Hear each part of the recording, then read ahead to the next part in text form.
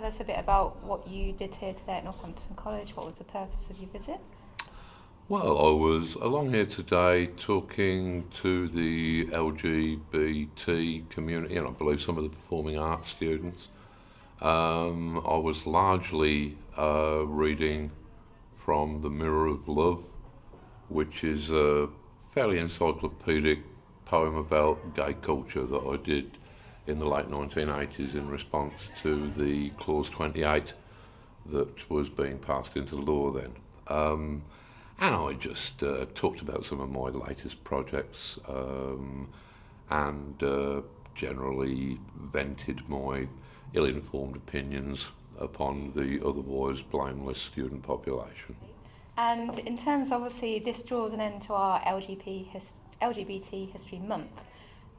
How important do you think it is for students to be taught about gay history, especially considering some of the many people who are here today perhaps were born into a much more liberal society? Well, I think that it's always important to understand how we got here, to understand that this world that we inhabit now was not just born freshly formed from the head of Zeus, that it's a accumulation of all of these very complex processes. I think that if we do not understand the history of our circumstances, then we do not understand our circumstances. If we don't understand our circumstances, we don't understand our own lives. So I think that context is always important. It's important to our sense of identity, to know that we come from a tradition of some sort.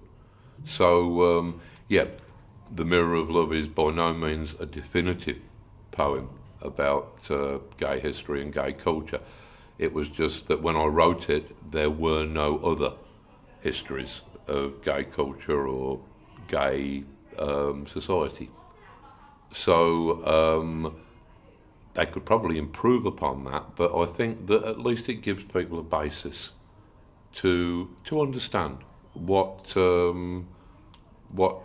these important parts of their lives, what they meant historically.